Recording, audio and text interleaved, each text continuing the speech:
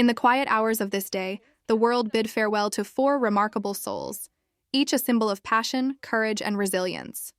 From the shining fields of football to the silent forests of wartime resistance, from the union halls of labor to the silver screens of Hollywood, these legends shaped history in their own unique ways. Their stories are reminders that greatness often comes not from fame alone, but from the depth of one's purpose. Tonight we remember Matthew Beard, Aron Bielski, Leo Gerrard, and James Mitchum, four lives that inspired millions, and whose legacies will continue to echo long after their final sunset. It was a quiet Sunday morning when news began to spread across England's football circles. Reports confirmed that Matthew Beard, one of the most respected figures in women's football, had passed away on September 20th, 2025. He was 47 years old.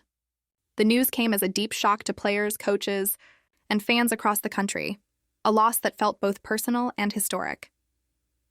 For nearly 2 decades, Matthew Beard had been a name synonymous with dedication, humility, and progress.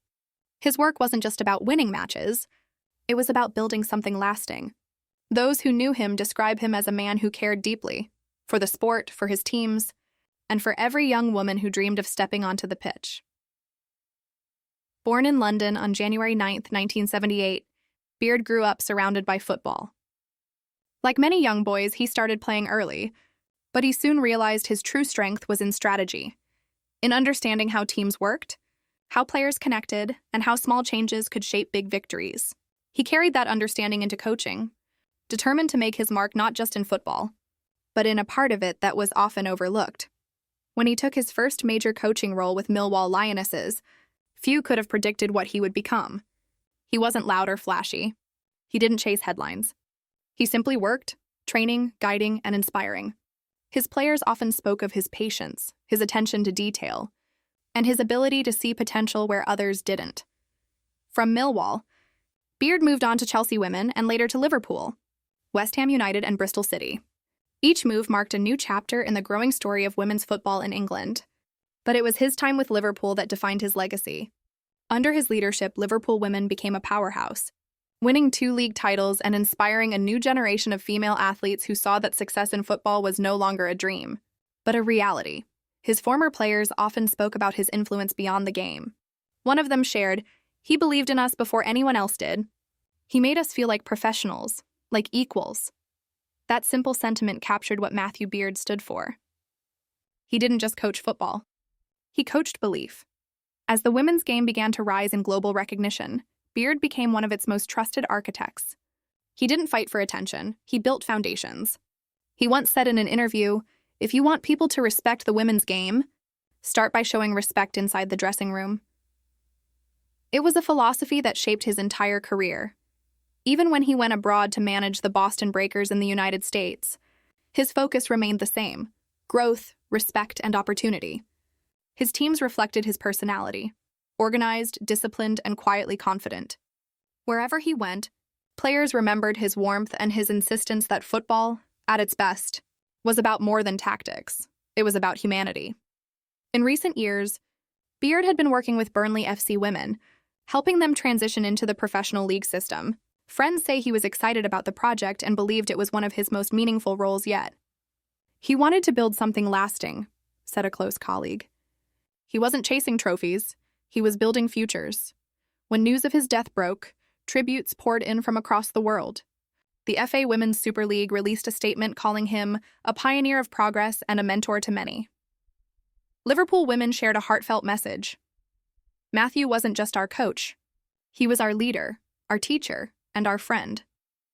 Fans left flowers outside club training grounds, while former players shared stories of how his belief changed their lives. His passing left a silence, not the silence of defeat, but the quiet of reflection. People began to realize how much of today's women's football stood on the work he had done years ago. Without the spotlight, without the noise, he had built a path for others to walk. Those who worked closest to him often recall his calm presence on the sidelines, rarely shouting, never panicking. He would fold his arms, watch carefully, and give a small nod when things went right. That was Matthew Beard, steady, thoughtful, and always focused on the long game. He wasn't just respected by players. Fellow coaches admired him deeply. "Matthew was one of the good ones," said a longtime rival. "He never saw other managers as competition. He saw us all as part of the same journey, building the women's game together." Behind the professional achievements was a devoted family man.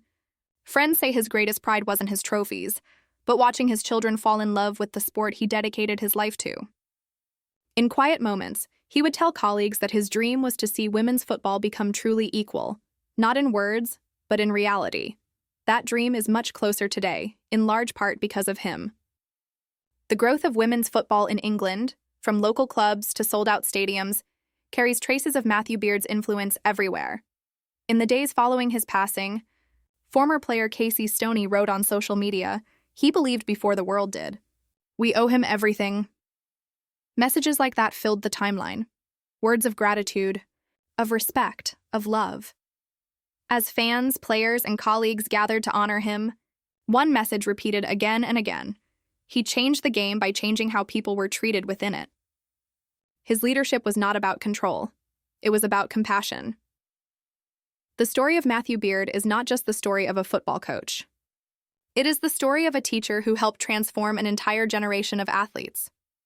He proved that progress in sport begins with belief in people, and that belief, once planted, grows beyond any single career. Though his time was cut short, his work continues to ripple outward, carried by the thousands of players, coaches, and fans he inspired. Every goal scored, every match played, every young girl who steps onto a field with confidence, all of it, in some small way, carries his legacy. As the sun sets on a career that helped redefine women's football, the world remembers Matthew Beard not just for what he achieved, but for how he made others believe in themselves. His journey reminds us that real change begins quietly, with dedication, vision, and heart. He will be remembered as a builder of dreams, a man who saw the future of the game long before the world caught up. His legacy lives on, not in statues or headlines, but in every young player who dares to believe she belongs on that pitch. It was a quiet morning when the news came from Florida. Aron Bielski, the last surviving member of the legendary Bielski brothers, had passed away on September 22, 2025. He was 98 years old. For many, the name might sound like a chapter from a history book. But for those who remember the war years, it was the name of hope, a name that meant survival. Born in pre-war Poland on July 21, 1927, Aron was the youngest of four brothers, Tuvia, Asael, Alexander, and Aron himself. Together, they became symbols of courage in one of humanity's darkest hours. When the Nazis invaded their homeland and began their campaign of extermination, the Bielski family, like millions of other Jewish families, faced unthinkable danger. Yet instead of fleeing alone, the brothers made a decision that would change hundreds of lives. They chose to fight back, not just for themselves, but for others. Deep in the forests of Belarus, they formed what came to be known as the Bielski Otriad, a partisan group that provided refuge for Jews escaping Nazi persecution. Over time, their camp grew into a hidden village of nearly 2,200 people, families, children, and the elderly, all protected by the Bielski brothers' bravery and leadership. It was one of the largest and most successful rescue operations of the Holocaust. Carried out entirely in secrecy and under constant threat, Aron, only a teenager then, was too young to lead but old enough to understand the weight of what they were doing. He ran messages, gathered supplies, and watched as his brothers built something extraordinary in a world collapsing around them. Later, he would recall those days in interviews, saying softly, "We were not heroes. We just wanted to live. And we wanted others to live too." While his brothers Tuvia, Asael, and Alexander became known for their leadership and defiance, Aron was their quiet witness, the one who saw it all unfold. In his later years, he would often tell people that courage doesn't always mean standing in front. Sometimes it means standing with. That humility defined him for the rest of his life. After the war, the world changed, and so did the lives of the Bielskis. Asael died fighting in 1945, Tuvia passed away in 1987, and Alexander in 1995. Aron was the last one left to carry the memory forward. He eventually moved to the United States, settling first in New York, then later in Palm Beach County, Florida. There he lived a quiet life under the name Aron Bell, far from the snow-covered forests that once saved him. He rarely sought attention, but history found him again. In 2008, the film Defiance, starring Daniel Craig as Tuvia Bielski, brought renewed awareness to the brothers' story. Aron attended several screenings and discussions, offering his memories not as a celebrity of history, but as someone who had lived its reality. "They made it Hollywood," he said once with a small smile. But the fear, that was real. Even in old age, Aron carried the memories with a quiet strength. Those who met him describe him as soft-spoken but deeply grounded. A friend from his Florida community once shared, "He never bragged. You wouldn't know what he'd done unless you asked. But when he talked about it, you could see the emotion in his eyes. He never forgot." He remained deeply connected to Holocaust education and remembrance efforts. He often visited schools and community centers, speaking not of hate or vengeance, but of survival and human decency. "The lesson," he would say, "is that one life is worth saving. If you can save one, you've done something good." His words carried the weight of someone who had seen the worst of humanity and still believed in its light. As the decades passed, the survivors of the Holocaust grew fewer. With Aron's passing, the world said goodbye not only to a man, but to a living link to one of history's most profound stories of resistance. He had witnessed the fragility of life, yet he had also witnessed its endurance, how people, even in hiding and hunger, could still sing love and hope. Historians have often described the Bielski brothers as rare, men who defied the odds to protect others when everything around them was being destroyed. But those who knew Aron say he saw things differently. To him, heroism was not about defiance. It was about humanity. "We were not soldiers," he once said. "We were brothers. We took care of each other." When news of his death broke, tributes poured in from Jewish communities around the world. The United States Holocaust Memorial Museum released a statement calling him a voice of witness and remembrance. In Poland, several local historians held a moment of silence, honoring the last living connection to the Bielski story. Social media was filled with messages of gratitude. One read, "He lived through hell, but he taught peace. Thank you for never letting history be forgotten." Those who attended his private funeral in Florida described a simple, heartfelt ceremony. There were no grand speeches, just family, friends, and a few old photographs from another lifetime. One showed Aron as a young man in uniform, standing beside his brothers in the forest, their faces tired but determined. Another showed him decades later, smiling beside his grandchildren. It was a reminder that the legacy of courage doesn't end with a single generation. It lives on quietly through the lives it touched. Aron's passing marks the end of an era. He was the last of the Bielski brothers, the last witness to a story that began in fear but ended in hope. Yet his memory ensures that their legacy remains alive. The forest where they once hid has long since grown silent, but its trees still stand as living monuments to the lives they saved. As time moves forward, fewer remain to tell these stories firsthand. But because of people like Aron Bielski, the truth endures, not as history alone, but as a human lesson. His life reminds us that even in times of unimaginable cruelty, kindness can still take root. In one of his final interviews, Aron said softly, "If you forget what happened, then it can happen again. Don't forget." Those words now serve as both a warning and a promise, a reminder of why remembrance matters. As we bid farewell to Aron Bielski, the world pauses to honor a man who, even as a boy, chose courage over fear. His story will live on in classrooms, in books, and in the hearts of those who still believe that one person's compassion can change the course of history. He was the last brother to leave, but not the last to be remembered. The legacy of Aron and his family endures, in every act of resistance, in every story of survival, and in every life saved because someone chose to stand up when it mattered most. May his memory be a blessing, and a reminder that even in humanity's darkest days, light can still find its way through the trees. The news came quietly from Canada on the morning of September 21st, 2025. Leo Gerard, the longtime labor leader and former president of the United Steelworkers, had passed away at the age of 78. For millions of workers across North America, it was not just the loss of a man, it was the end of an era. Leo Gerard was known as the voice of the working class. For nearly 2 decades, he stood at the front lines of labor rights, fighting for fair wages, safer workplaces, and dignity for those whose hands built the world around us. His passing leaves behind a legacy carved not in marble, but in the steel mills, factories, and communities he helped protect. Born on March 19, 1947, In Sudbury, Ontario, Leo grew up in a family of miners. His father worked long shifts underground, and Leo often spoke about watching him return home each night covered in dust but proud of his work. Those early memories shaped his lifelong understanding of what it meant to earn an honest living and what it cost. He joined the United Steelworkers as a teenager and quickly found his calling in activism. Colleagues remember him as bold, passionate, and deeply empathetic, a leader who never forgot where he came from. One of his early mentors once said, "Leo didn't just talk about the working class, he was one of them." Through the 1970s and 1980s, Gerard rose through the ranks, earning respect from both allies and opponents. He wasn't afraid to challenge powerful corporations or even governments when he believed workers were being mistreated.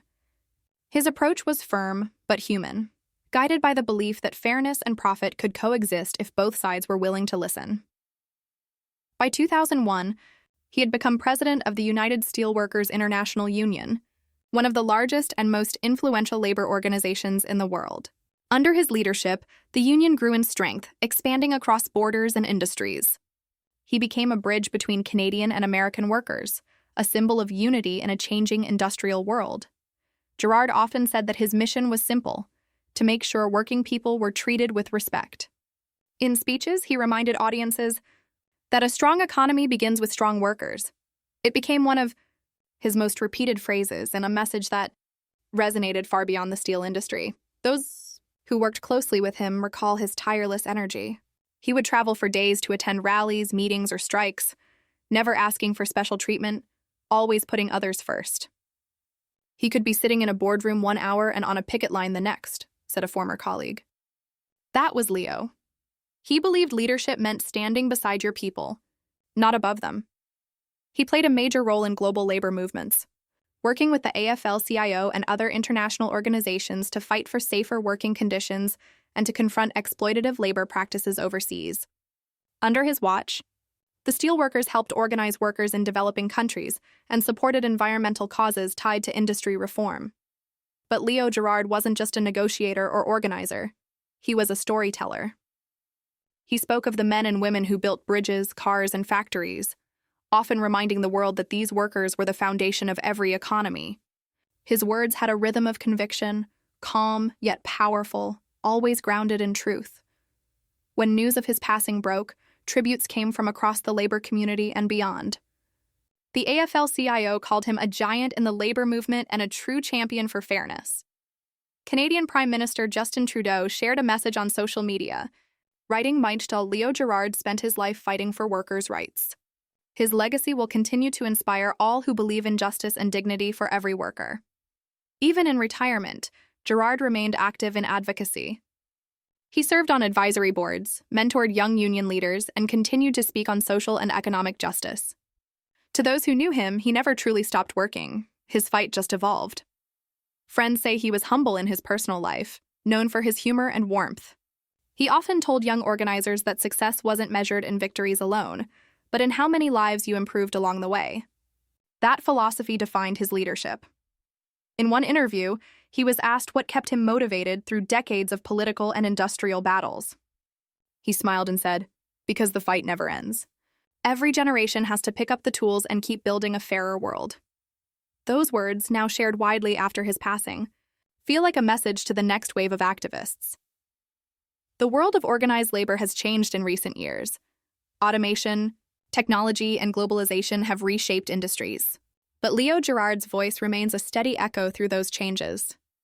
He reminded people that no matter how advanced economies become, human dignity must remain at their core. As tributes poured in, one particularly moving post came from a retired steelworker in Pittsburgh who wrote, "Leo stood up for us when no one else would. Because of him, I could send my kids to school. Because of him, I had a future." It was one of thousands of messages that reflected how personal his impact truly was. In factories across North America, workers held moments of silence in his honor. In union halls, his photo was placed beside candles and banners that read, "Solidarity Forever." It was a fitting tribute for a man who had spent his entire life ensuring others were not forgotten. Leo Gerard's death leaves a void in the world of labor, but his principles remain deeply rooted. He proved that leadership isn't about authority. It's about service. That one person's conviction can change systems that seem too big to move. He once said, "You can measure a society not by how it treats the rich, but by how it treats the people who keep it running." Today, those words feel more powerful than ever. As his family and colleagues mourn his passing, they also celebrate his extraordinary life, a life defined by compassion, courage, and relentless commitment to fairness. He was more than a labor leader. He was a guardian of the working spirit, a man who saw value in every human hand that built something lasting. And now, as his story closes, his voice lingers, steady, proud, and timeless. In the clanging of metal, the hum of factories, and the rhythm of work itself, his legacy lives on. Leo Gerard will be remembered as a fighter for justice, a protector of workers, and a believer in humanity's shared strength. His journey reminds us that even in the hardest jobs, there is honor, and that dignity once fought for must never be forgotten. The quiet hills of Arizona carried a deep stillness on the morning of September 20th, 2025. It was here, on his peaceful ranch surrounded by golden light and open sky, that James Mitchum took his final breath. At 84, the eldest son of Hollywood legend Robert Mitchum had lived a life shaped by film, family, and quiet reflection. News of his passing was confirmed by his family, who described him simply as a man of warmth, humility, and stories worth listening to. For many, it marked the end of an era, a closing chapter for one of the last living connections to Hollywood's golden age. Born in Los Angeles in 1941, James Mitchum seemed destined for the screen. He grew up among actors, directors, and studios that defined American cinema. But unlike many who inherited fame, James carried it gently. He once said in an interview, "I never tried to be my father. I just wanted to be good at what I did." His acting career began in the 1950s, when he appeared alongside his father in Thunder Road, a gritty film about moonshine runners that later became a cult classic. The young Mitchum's natural ease before the camera was undeniable. Yet behind that calm exterior, he carried a quiet struggle to create his own name in a world that always compared him to his father. Through the 1960s and 70s, James appeared in more than 30 films, working with stars like John Wayne and Dean Martin. His roles varied from westerns to war dramas, from the dusty towns of Young Guns of Texas to the battlefields of the Beat generation. Though rarely seeking the spotlight, he earned a reputation for professionalism, discipline, and deep respect for the craft. Colleagues remembered him not for the fame, but for his kindness. Director John Milius once recalled, "James showed up early, stayed late, and never asked for special treatment. He didn't act like a Hollywood prince. He acted like one of the crew." Those who knew him personally often described a man far removed from the glitz of Los Angeles. He preferred the open plains to red carpets, the hum of old trucks to camera flashes. In later years, he spoke of his love for Arizona, a place where, as he said, "the stars at night remind you how small and lucky you really are." His life away from film was marked by simplicity. He married young, raised a family, and devoted much of his later years to ranching and writing. Friends say he kept a small notebook filled with poems, memories, and sketches of desert sunsets. It was his way of holding on to moments that fame could never capture. As the years passed, James rarely appeared in public, but his legacy quietly endured. Fans would rediscover his performances, sharing old movie posters and clips online. One admirer wrote on social media, "James Mitchum may not have sought the spotlight, but his light never went out." When word of his passing spread, tributes poured in from across the film community. A family statement read, "He carried the Mitchum name with dignity, but more than that, he carried a kind heart. He loved deeply, lived quietly, and left the world a little gentler." Actors and fans alike remembered him as a bridge between generations, a reminder of the days when Hollywood felt more human. Film historian Leonard Maltin wrote, "James Mitchum's career reminds us that legacy isn't about fame. It's about consistency, integrity, and love for the art itself." His passing also stirred reflection on the Mitchum family's broader contribution to cinema. From his father Robert's rugged charm to his brother Christopher's screen presence, the Mitchums shaped decades of American storytelling. James, the quietest among them, may have been the heart that kept that legacy grounded. In his final years, those close to him say he found peace in solitude. He spent his mornings tending to his horses and his evenings listening to old records. When asked once if he missed the movies, he smiled and replied, "Movies were a part of my life, not all of it. The real stories happen when the cameras stop." That sense of perspective defined him until the end. Even as health challenges grew, he remained gentle and grateful. Neighbors recall him sitting on his porch at dusk, watching the sun dip behind the mountains, the same view he had loved for decades. Today, as the film world remembers James Mitchum, the tone is not one of loss but of gratitude. Gratitude for a man who never let fame change him, for a performer who respected every role, big or small, for a soul who carried the grace of old Hollywood and the humility of a true craftsman. His story now rests among the quiet echoes of cinema's past, in black and white frames, in the rhythm of dialogue, in the simple honesty of his performances. Each film becomes a time capsule of his presence, calm, steady, and real. As the final credits fade, so too does the sound of applause. What remains is something deeper, a memory of decency, of family, of a man who found meaning not in stardom, but in sincerity. James Mitchum's life reminds us that legacies are not written in headlines. They live on in hearts touched by kindness, in stories told with truth, and in the beauty of a life quietly well lived, and somewhere, beyond the Arizona horizon he loved so much, one can almost imagine his voice, calm, steady, and smiling, saying what he always believed. It's not about being remembered. It's about living something worth remembering.